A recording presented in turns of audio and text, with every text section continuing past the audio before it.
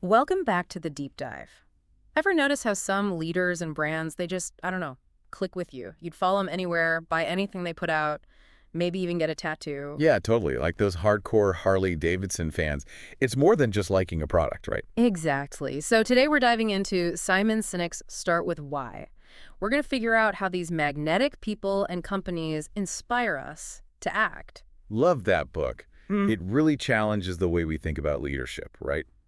We often assume it's about charisma or maybe skills, Right, the whole born leader thing.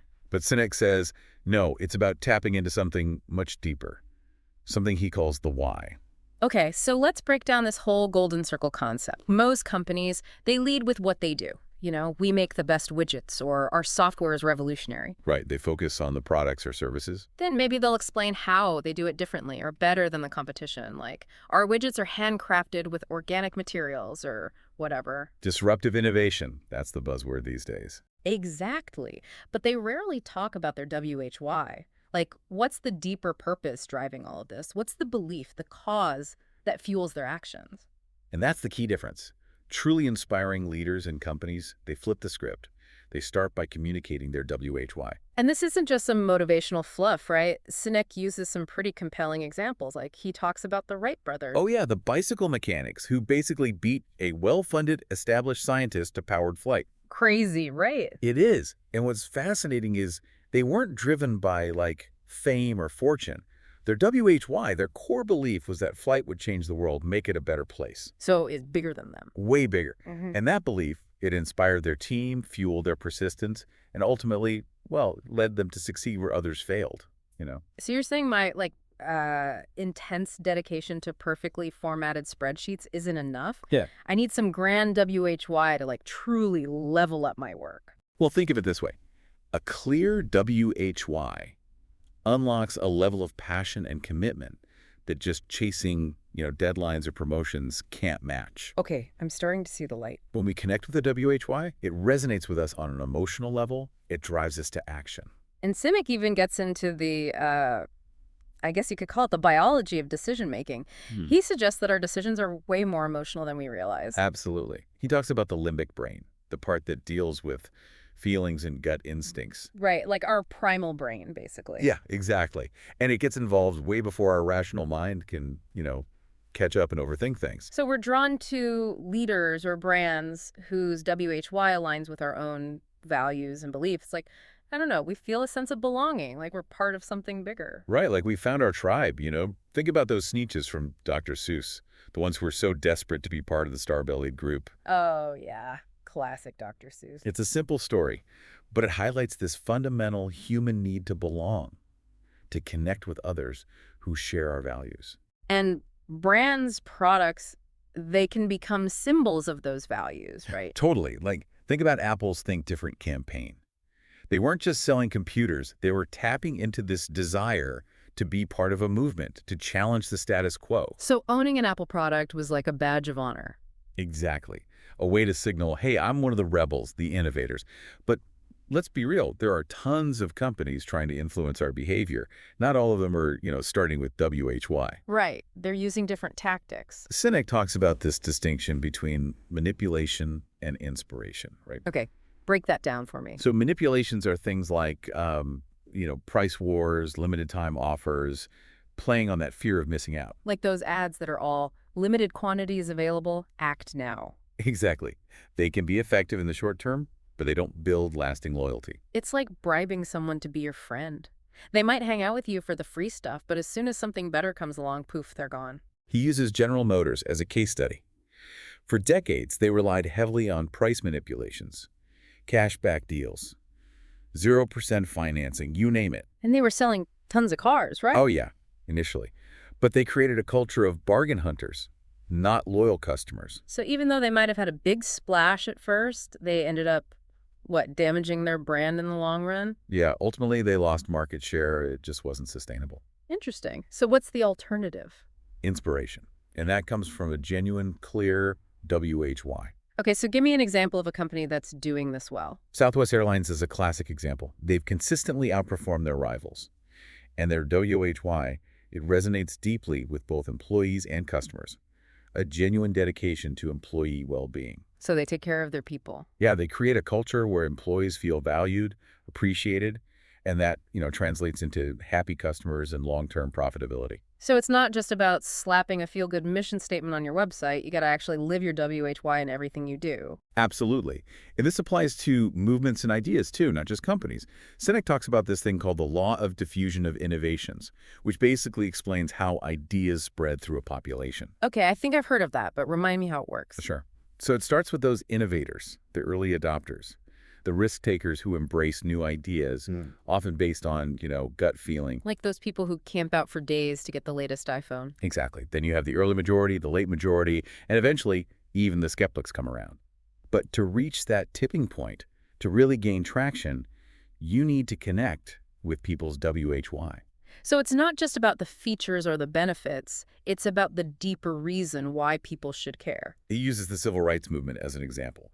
Dr. King's message of equality, it resonated deeply with people. It created a movement that, well, it changed a nation. People weren't just following him for his policy proposals, they were inspired by his WHY. It's powerful stuff. But on the flip side, you have companies like TiVo, right? Yeah, they developed the digital video recorder, a great product. But they failed to articulate their WHY. Like, why should people care beyond the features and specs? So they ended up targeting like tech enthusiasts instead of everyday folks who are perfectly content with their VCRs. Right. And they missed out on reaching that all-important tipping point. It's a reminder that even the most innovative product can flop if it doesn't connect with people on an emotional level, if it doesn't tap into their WHY. So all this talk about WHY is great, but how do we find our own WHY, that driving force behind our decisions and actions? That's the million-dollar question, isn't it? Yeah. Cynics suggest it's not about having some, grand revelation. It's about looking back at your life, identifying the patterns in your choices, understanding what truly motivates you. Okay, so it's more about uncovering the WHY that's already there rather than inventing one. Precisely.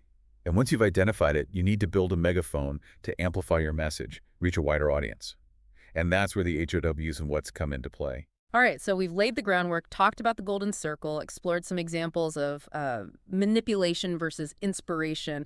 We even touched on the power of belonging and the importance of finding your WHY. I think it's time for a little break, don't you? We can come back and dive into building that megaphone, how to really make your WHY sing. Sounds good to me. We'll be back in a flash. All right, so we've uncovered our WHY, that driving purpose, the thing that, fuels our passion, gives our work meaning.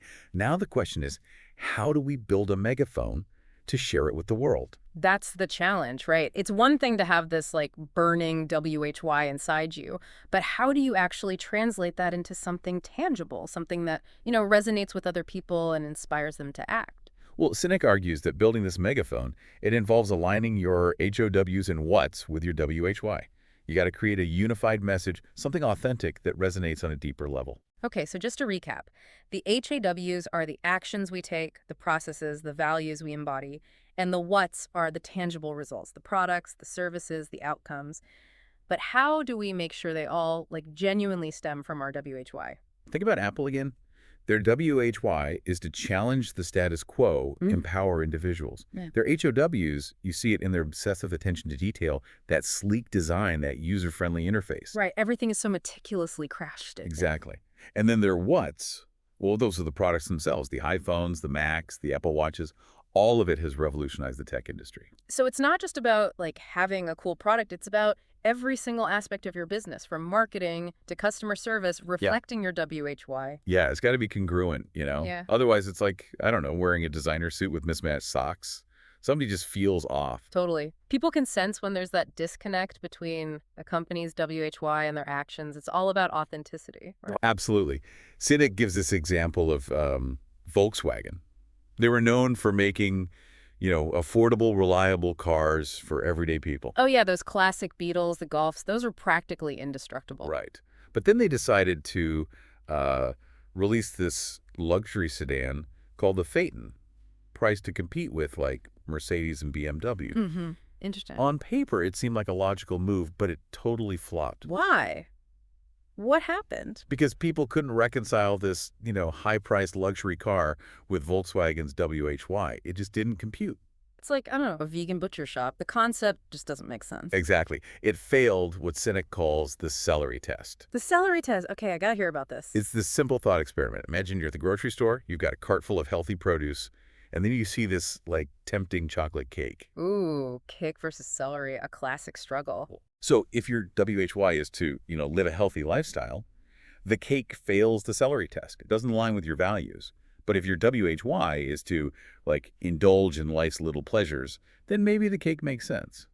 So the point is your WHY acts as a filter for your decisions. It keeps you consistent. Exactly. If Volkswagen had applied the celery test, they would have realized that a luxury sedan, it just didn't align with their WHY, providing those, affordable, reliable cars for the masses. And the Phaeton, despite its quality, it felt inauthentic.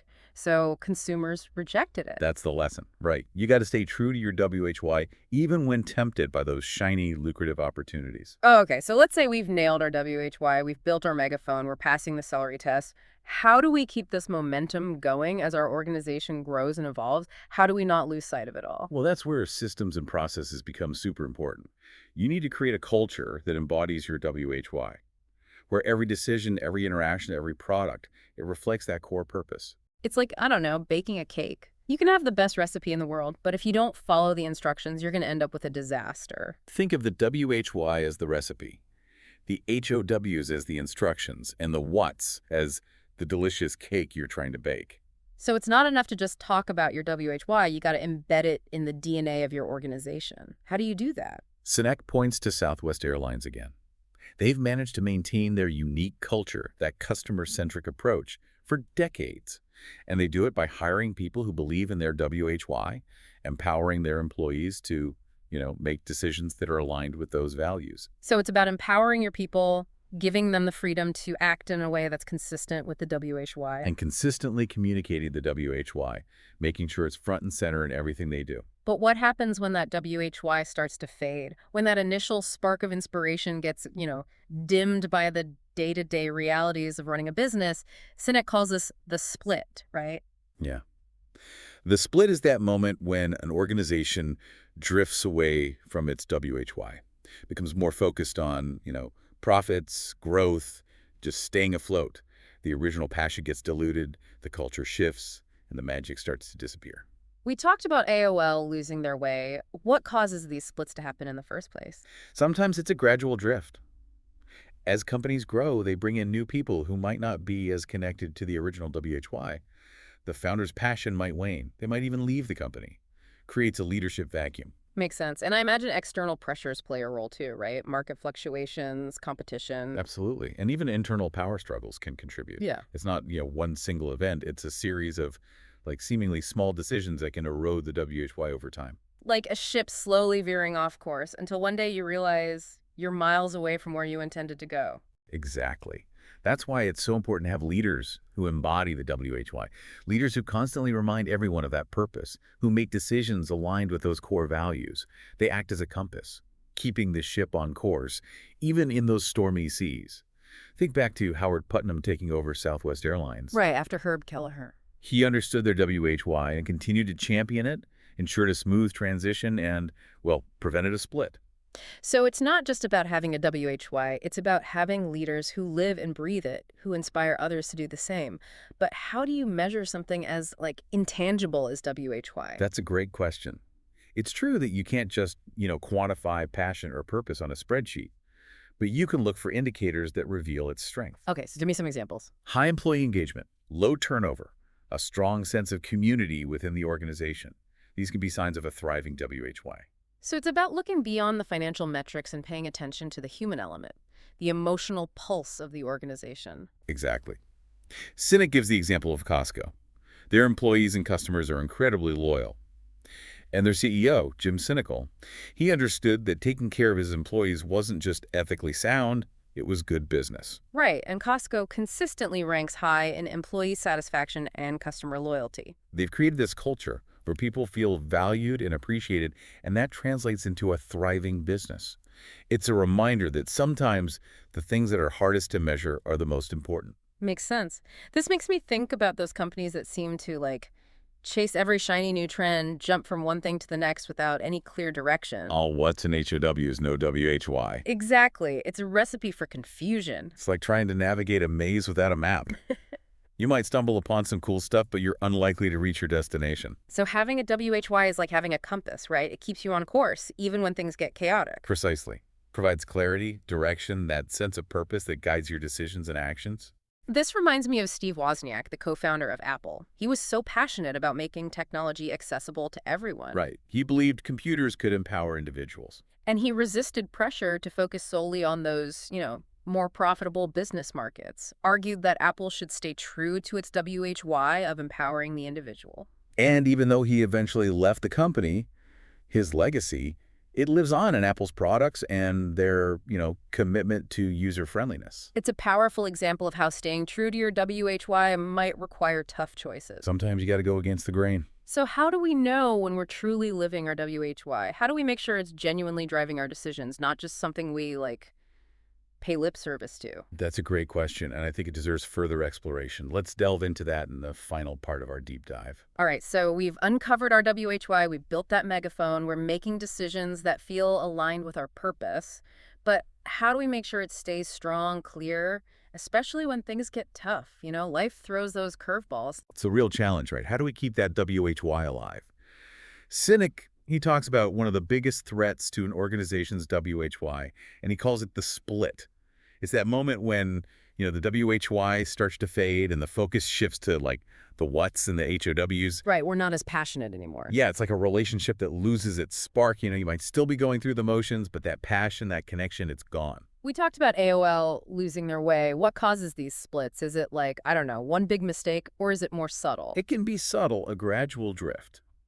Organizations grow. They bring in new people who might not be as connected to the original WHY. The founder's passion, it might wane, or they might leave the company altogether. Right, so that initial spark kind of fizzles out. And then you have external pressures, right? Yeah. Market fluctuations, competition, even internal power struggles. All of these things can contribute. So you're saying it's not like one big event, but a series of seemingly small decisions and shifts that can erode the WHY over time. Exactly. It's like a ship slowly veering off course. One day you realize you're miles away from where you intended to go.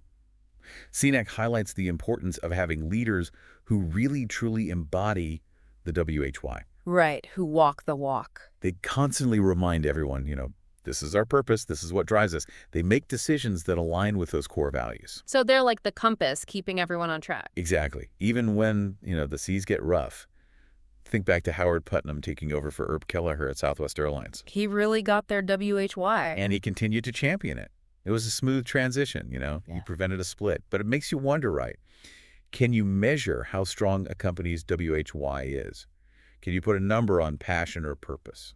That's a tough one. It's not exactly quantifiable, is it? You can't directly measure it on a spreadsheet, but you can look for indicators. Yeah. Things like high employee engagement, low turnover, a strong sense of community within the organization. So it's more about the vibe, the overall feeling. Yeah, it's the human element, the emotional pulse of the organization. Okay, so are there companies out there that are really nailing this? Absolutely. Costco is a great example. They consistently rank high in employee satisfaction. Yeah. And their customer loyalty is legendary. People rave about their Costco membership. And their CEO, Jim Sinegal, he gets it. Yeah. He famously said, paying good wages and keeping people working with you is very good business. So taking care of his employees wasn't just the right thing to do. It was a smart business move.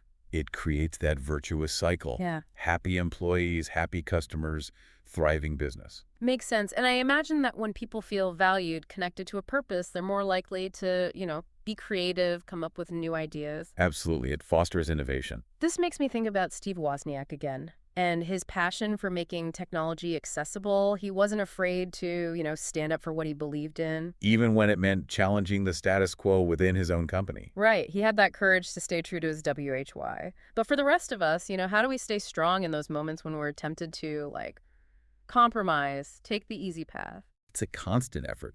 Cynic suggests regularly revisiting your WHY, reminding yourself, okay, why am I doing this? And making sure your decisions, they truly align with that core purpose. It's like having that compass handy, right? constantly checking your bearings to make sure you're still headed in the right direction. But what about when those, inevitable roadblocks pop up? Those moments, they can be defining. When we face challenges, it's tempting to, abandon our WHY, tell ourselves it's too hard or it's not worth it. Yeah, it's easy to get discouraged. But the people who really stay true to their WHY, even when it's tough, they often emerge stronger, more resilient. It's like that saying, it's not the mountain we conquer, but ourselves. Exactly. Yeah. Overcoming challenges, it can actually reinforce our WHY, make us even more committed. So as we wrap up this deep dive into start with why, I think the big takeaway is that finding your WHY is just the beginning. It's a journey. It's a lifelong journey of, aligning your actions with your beliefs, staying true to your purpose, even when things get tough. And constantly striving to make your WHY shine through in everything you do. Well said. Think about those brands and leaders you really admire. What is it about their WHY that resonates with you? What makes their message so compelling? It's that authenticity, that passion that shines through. And that's the invitation for all of us, isn't it? Yeah. To uncover our own WHY, to make it the driving force behind our work, our relationships, our lives. It's about finding that thing that, sets our souls on fire and using it to make a positive impact on the world. That's the power of starting with WHY. Thanks for joining us on this deep dive, everyone. We hope you found it insightful, inspiring. Now go out there and make your WHY sing.